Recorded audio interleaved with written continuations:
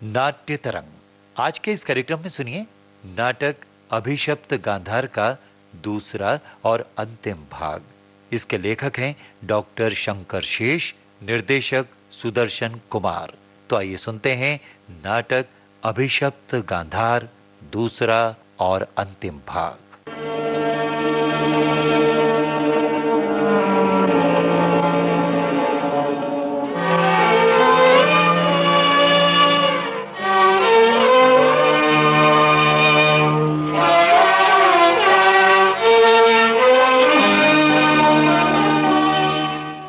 पांडव 5 गांव ही तो मांग रहे हैं महाराज। दुर्योधन से कहिए दे दे। कह चुका। तब नहीं मानता। क्या कहता है? उसका तर्क है पांडवों ने अपनी धन संपदा, राज, सब कुछ द्यूत में हार दिया है। दासत्व से मुक्त होने के लिए पांडवों के लिए 12 वर्ष के वनवास और 1 वर्ष के अज्ञातवास की शर्त रखी गई थी। ये अवधि पूरी होने पर पांडव दासत्व से मुक्त होकर स्वतंत्र हो गए हैं। उन्हें उनका राज्य वापस लौटाया जाएगा, ऐसी कोई शर्त नहीं थी। ऐसी स्थिति में उन्हें 5 गांव देने की बात कहां से उत्पन्न हो गई? उसका तर्क अनुचित है क्या? तर्क तो केवल तर्क ही है गांधारी, किंतु सत्य ये है कि कौरव और पांडव दोनों हैं तो एक ही वंश के।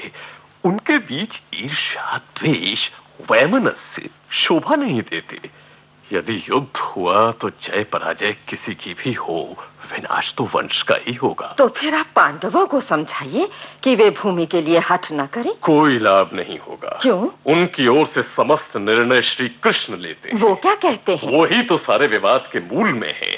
कहते हैं द्यूत में रखे गए पड़ों की कोई मान्यता नहीं, वो सब शकुनी का छल था। छल? युधिष्ठिर ने स्वेच्छा से द्यूत क्रीड़ा में भाग लिया था। शकुनी की निपुणता और अपने दुर्भाग्य के कारण युधिष्ठिर पराजित हुआ। इसमें छल कहाँ है? इस विवाद से कोई लाभ नहीं गांधारी। सर्वनाश से बचने का केवल एक उपाय है। क्या? दुर्योधन को समझा दो कि पांडवों को 5 गांव देकर उनसे मैत्री कर ले। उस पर मेरा वश नहीं है। वो मेरी सुनता कहाँ है? और इसके लिए कौन उत्तरदायी है? क्यों चुप क्यों हो गई? कुंती की क्यों सुनी जाती है? क्यों उसका प्रत्येक पुत्र उसके आदेश को वेदवाक्य मानता है? फिर वही तुलना के अभिशाप से तुम बच नहीं सकती गांधारी। कुंती ने अपनी कटुता से मुक्ति पा ली, किंतु तुम। कुंती के साथ मेरी तरह कोई छल नहीं क्यों हुआ। नहीं हुआ था? कुंती जानती थी कि उसका होने वाला पति रोगी है। क्या उसके स्वप्न तुम्हारी तरह चूर चूर नहीं हुए? किंतु वे टूटी नहीं।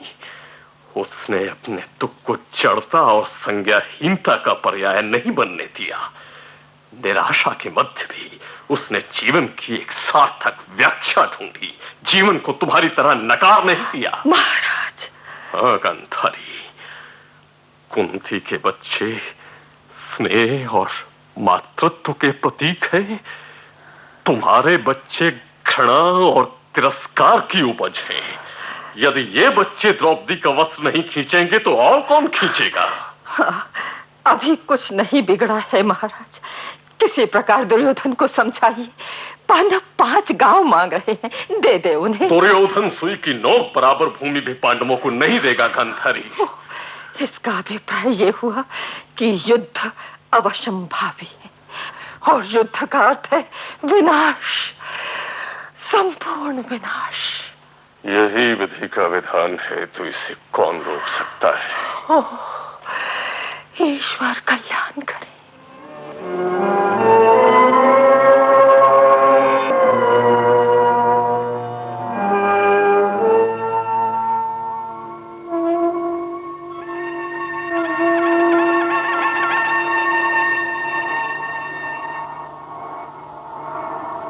आज युद्ध का प्रथम दिन है गांधारी। भयानक विनाशकारी युद्ध। संजय कहता है इस युद्ध में रक्त की नदियां बह जाएंगी, धरती वंध्या हो जाएगी। विनाश को आमंत्रित करने का निर्णय हमारा तो नहीं, किंतु हम इसके प्रभाव से अछूते भी नहीं रह सकते। जानता हूं यह निर्णय आत्मघाती है, परंतु विवश हूं गांधारी। कुछ कर नहीं सकता। लगता है संजय आ रहा है, युद्ध का समाचार होगा। महाराज की जय हो। क्या समाचार लाए हो संजय? कोई आहत हुआ? नहीं महारानी, आप चिंता क्यों करती हैं? कौरवों के साथ पितामह भीष्म, द्रोण, कृपाचार्य जैसे महारथी हैं। उनकी सैन्य शक्ति भी पांडवों से अधिक है। आज तो युद्ध का पहला दिन था, दोनों दल बराबर रहे। सत्य तो यह है महारानी कि पांडव सेना आज पीछे हटी। मेरे सब पुत्र तो सुरक्षित है ना संजय? हाँ महारानी। राजन, कहो संजय। आज आपके 9 पुत्र मारे गए। 9 पुत्र? हाँ महाराज। जलसंध, सुषेण, उग्र, वीरबाहु, भीमरथ, सुलोचन। संजय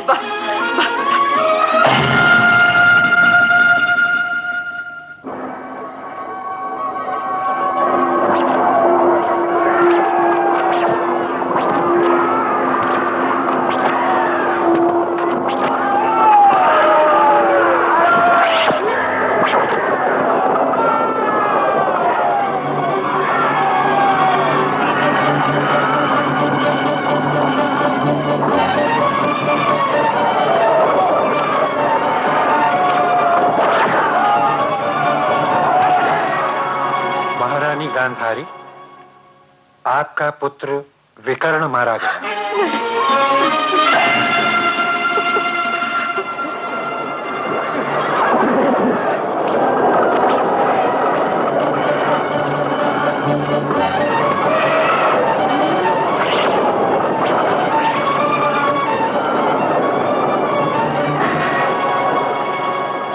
चित्रसेन, उपचित्र, सुचारु, चित्राक्ष, नंद और उपनंद मारे गए।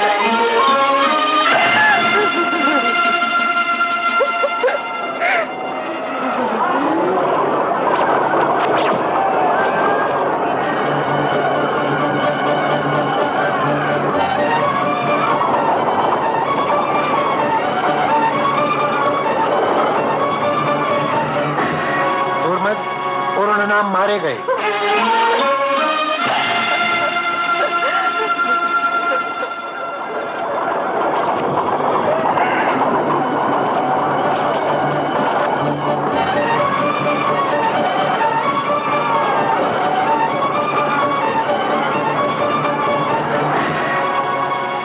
महाराज, दुर्मुख, दुर्जय, दुष्कर्ण, शत्रुंजय, बिंद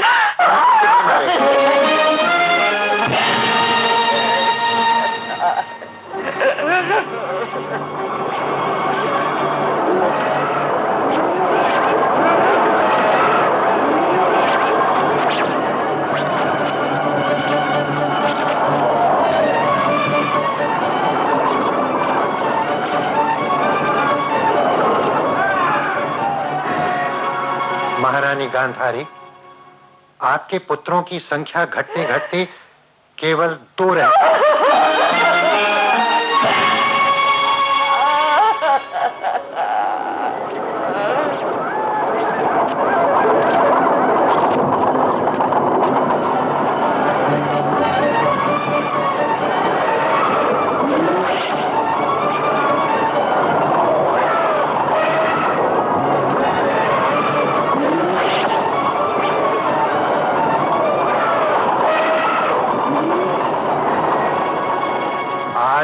भीम के हाथों दुशासन भी मारा गया।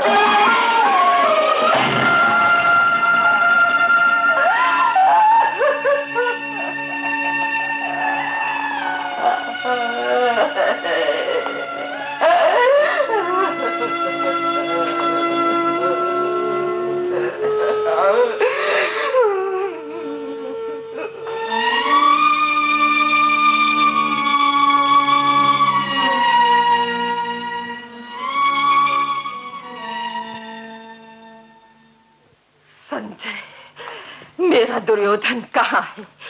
जिससे पूछती हूँ वही चुप। कहाँ चला गया है मेरा बेटा?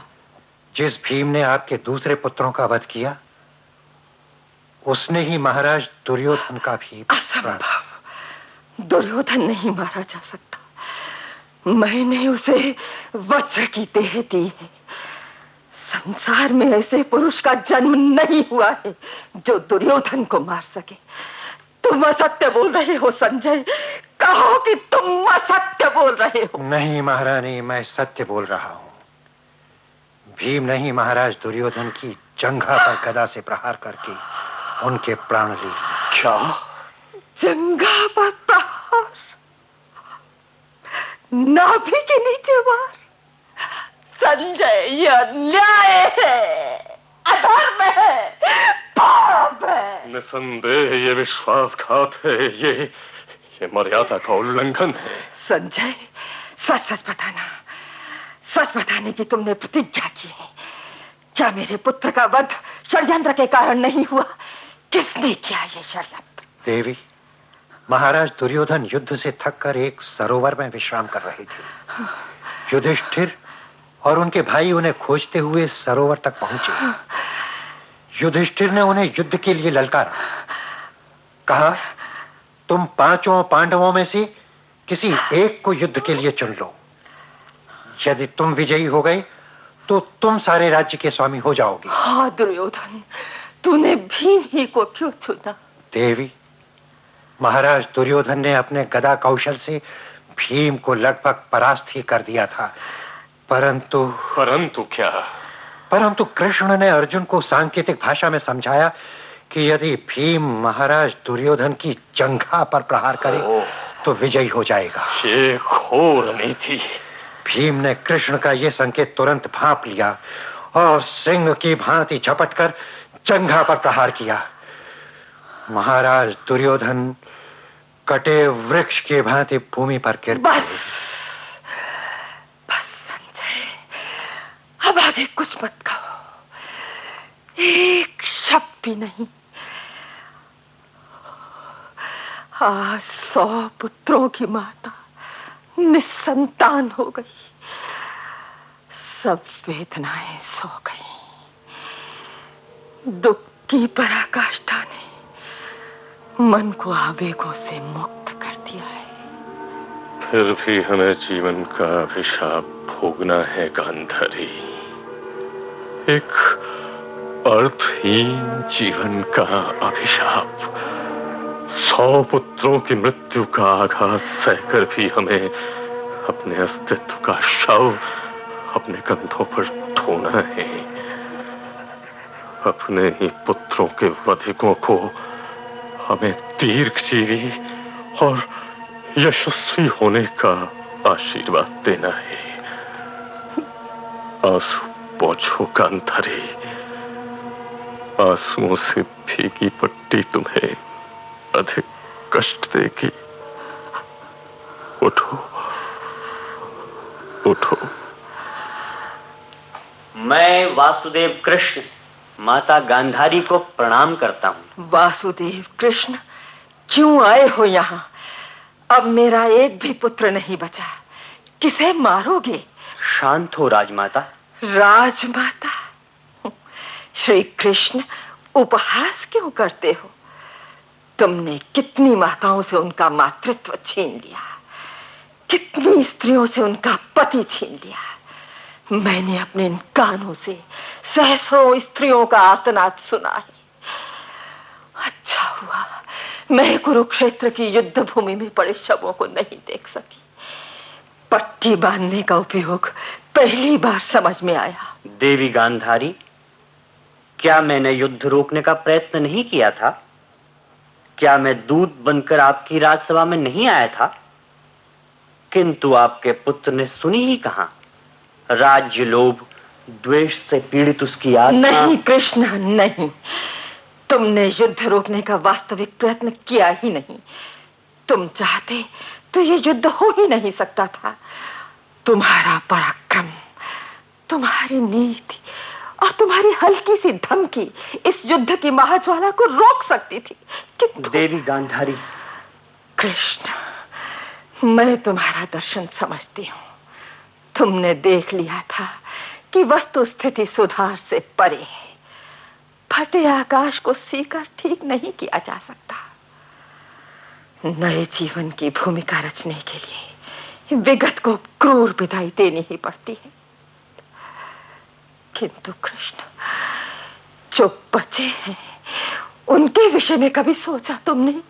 हम अब क्या करेंगे? किसका मुंह देखकर जिएंगे? बताओ। मुझे क्षमा करो माता। दुर्योधन बुरा होगा, दुशासन ने नारकीय कृत्य किए होंगे, पर मेरे 100 के 100 बेटे तो इतने बुरे नहीं थे।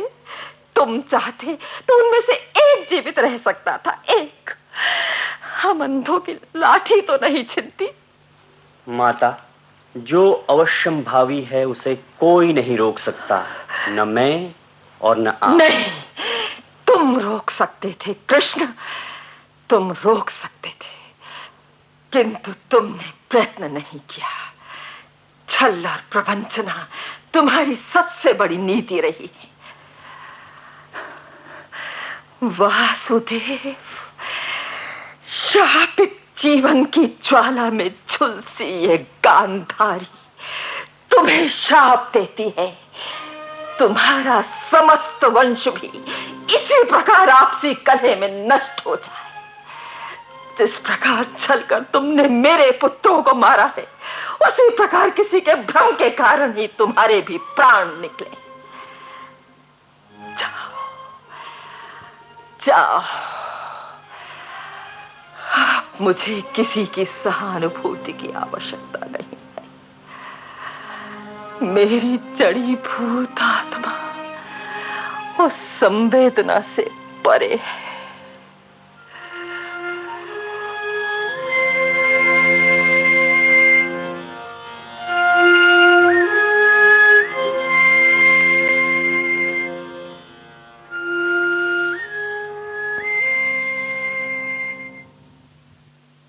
मन करता है अब हस्तिनापुर से दूर कहीं अरण्य में चले। क्या किसी ने कुछ कह दिया? कुंती ने, द्रौपदी ने? नहीं, उनका व्यवहार इतना अच्छा है कि अपने पराश्रित होने की अनुभूति और गहरी हो जाती है। इससे मुझे अपने बच्चे अधिक याद आते हैं। मैं समझ गया। ठीक है गांधारी, वंश परंपरा के अनुसार हमें वल्कल धारण कर वन में जाना चाहिए।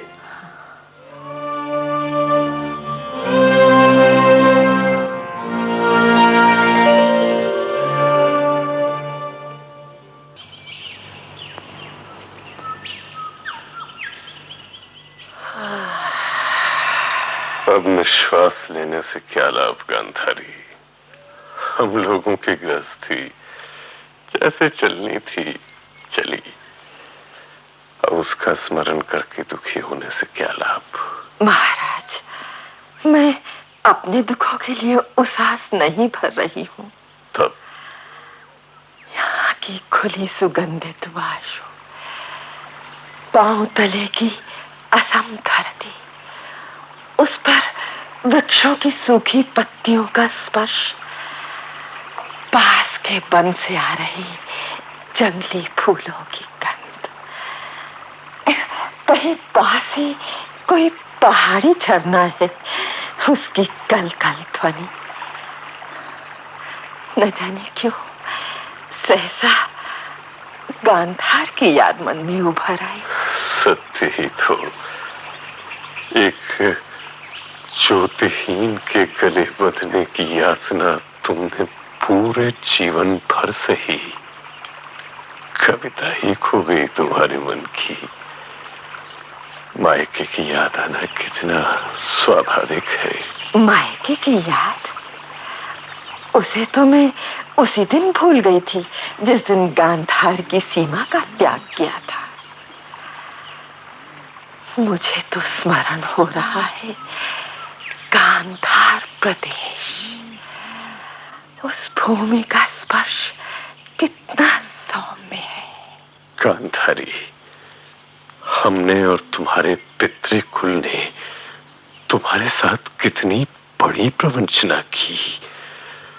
विवाह से पहले मेरे अंधत्व की जानकारी तक नहीं थी तुम्हें। हमारे कुल ने तुम्हारे प्रति अक्षम्य अपराध किया। महाराज, अब पुरानी बातों को दोहराने से क्या लाभ? अब हमारे जीवन में मृत्यु के अतिरिक्त कोई नई बात तो होने से रही। पुरानी बातों की गश्ती को उलट पुलट कर ही समय के दबाव को कम किया जा सकता है। एक बात कहूंगा अंधारी, तुमने भी कम प्रतिशोध नहीं लिया। क्या आज भी पुरानी बातों को क्षमा नहीं करोगी? महाराज, सचमुच बहुत बड़ा दंड दिया तुमने। विवाह की पहली रात मुझे आज भी याद है। ओह, कितनी भयानक रात थी। मैंने तुमसे पट्टी हटाने के लिए कहा था और उत्तर में तुमने स्त्री धर्म, पातिव्रत्य, न जाने कितनी बड़ी बड़ी बातें कही थी ना? हाँ, कही थी। और उस समय मेरे मन में क्रोध उमड़ पड़ा था। इच्छा तो हुई थी कि उसी समय आपने मेरी आंखों की पट्टी निकाल कर फेंक क्यों नहीं दी? आप केवल एक बार कह देते कि ये पति की आज्ञा है, तो क्या मैं टाल सकती थी? मैंने सोचा तुम धीरे धीरे मान जाओगी। जब दुर्योधन तुम्हारे सामने लाया गया, मुझे आशा थी कि तुम स्वयं पट्टी उतार फेंकोगी, किंतु तुमने अपना हट नहीं छोड़ा। आपने कभी कहा नहीं, आप राजा थे, उस अधिकार से ही। तब तक बात सीमाएं पार कर चुकी थी। तुम महासती के रूप में विख्यात हो चुकी थी। तुम अपने ही बंधनों का दंड भोग रही थी। महाराज, ये आप क्या कह रहे हैं? जो सत्य है वही कह रहा हूं। अब तो सब कुछ समाप्त हो चुका है। सुनो, एक प्रश्न का उत्तर बहुत प्रामाणिकता से देना। तुमने कभी मुझसे प्रेम किया? महाराज, शरीर से परे एक अनिवार्य आवश्यकता के रूप में कभी तुमने मुझसे प्रेम किया? यदि शरीर धर्म का परिणाम ये बच्चे न होते तो क्या हम निकट आते? महाराज, इस प्रश्न का उत्तर मैं नहीं दे पाऊंगी। तुम्हारे उत्तर न देने में ही मुझे उत्तर मिल गया है गांधारी। जानती हो हम लोग कब सच्चे अर्थों में निकट आए? युद्ध में अपने पुत्रों के मारे जाने के बाद। उस व्यथा ने हमें एक दूसरे के निकट पहुंचाया, एक दूसरे के अस्तित्व के लिए अनिवार्य बना दिया, और इसीलिए आज उस अनिवार्यता के बोध से स्त्री मन की इतनी गहरी समझ रखते हुए भी आपने। कुरुवंश के पुरुषों ने स्त्रियों पर असंख्य अत्याचार किए हैं गांधारी, और उसका प्रायश्चित भी उन्होंने भोगा है। अंबा के शाप में भीष्म चलते रहे, तुम्हारे शाप में मैं जला, मेरी संतति जली। कुंती का विवाह भी एक पंगु से हुआ था, किंतु वो दूसरों से भिन्न थी। उसने अपना दुख निगल कर अपना प्रेम बच्चों पर उड़ेल दिया। इसीलिए गांधारी, कुंती के 5 ही बेटे विश्व विजयी हुए। ओह, प्यार की संतान है। मां का अमृत उन पर अहर्निश बरसता रहा,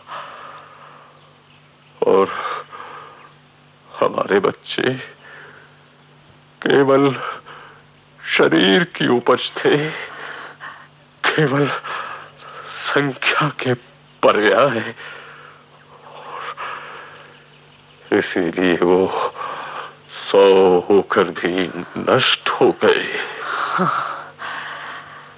हमारे बच्चे असंख्या के शिशु थे।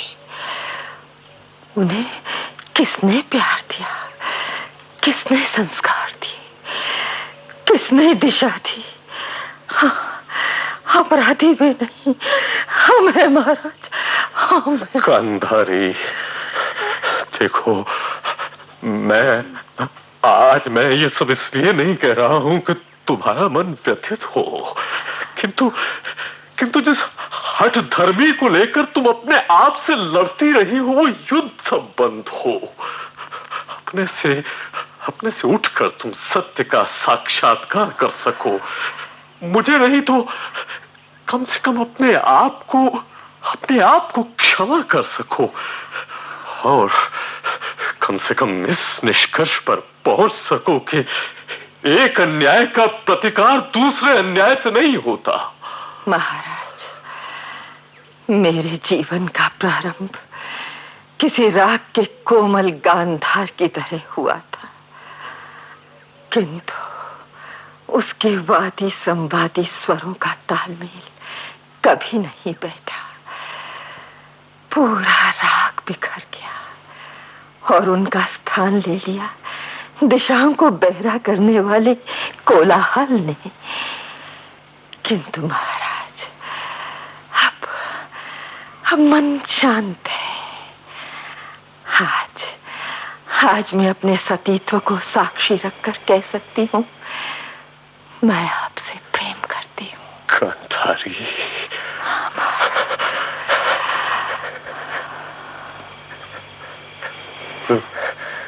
लगता है पास का वन जल रहा है, उसमें आग लग गई। आपको कैसे ज्ञात हुआ? धुएं की गंध वायु के पंखों पर यहां तक आ रही है। मैं उसी ओर जा रहा हूं। महाराज। हाँ गांधारी, अभी तुमने अपने प्रेम की आत्म स्वीकृति थी, मन के सारे अभाव दूर हो गए। अब मन कैसा तृप्त है। इसी तृप्ति के साथ इस जीवन का भी अंत हो जाना चाहिए, एक तृप्तिमय अंत। रुकिए, मैं भी साथ चलूंगी। तुम भी?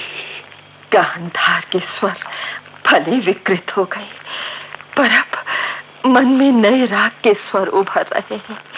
चलिए, इसी के सुर में, ताल लय में अपने जीवन को विसर्जित करते हैं।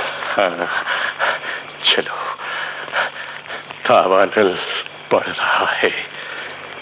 आज प्रकृति ने ही हमारे लिए इतनी उदारता से चिता रचती है। जीने योग्य आदर्श स्थिति इस जीवन में कभी नहीं मिली। आज मृत्यु के योग्य आदर्श स्थिति मिली है, तो उसका परित्याग क्यों किया जाए? चलो गांधारी, थामो मेरा हाथ। हाँ, इसी तरह चलो। चलिए महाराज, इस ज्वाला में संकेत है परिवर्तन का, एक नए अध्याय के प्रारंभ का। समय हमारा बोझ उतार कर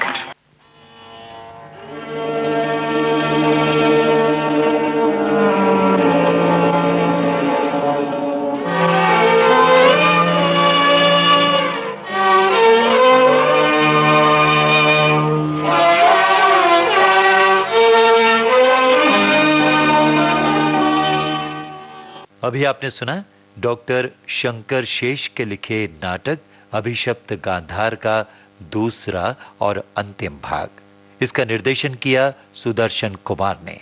आकाशवाणी के दिल्ली केंद्र की प्रस्तुति आपने सुनी। इसी के साथ आज का नाट्य तरंग कार्यक्रम समाप्त हुआ।